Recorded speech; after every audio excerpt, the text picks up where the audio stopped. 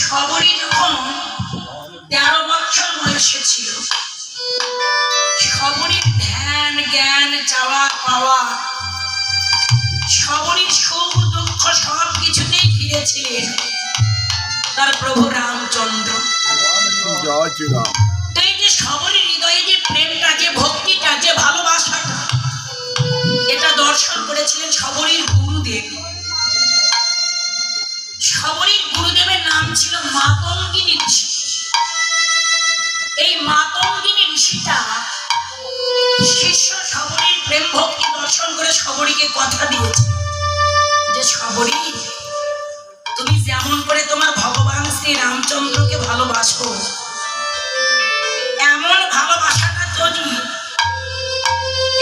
ভালোবাসাটা যদি তুমি আজীবন ধরে, সারা জীবন ধরে তুমি যদি ভালোবাসতে পারো, তোমাকে প্রভুর কাছে যেতে হবে না।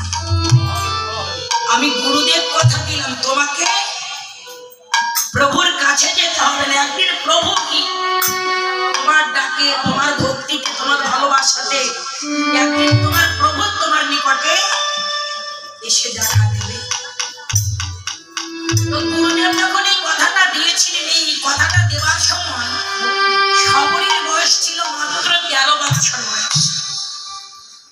তো এই 13 বছর বয়সে যতটুকু প্রভুর জন্য প্রেমটা ভক্তিটা হৃদয়ে ছিল, এই প্রেম ভক্তি ভালোবাসাটার দৃঢ় গাঢ় হল।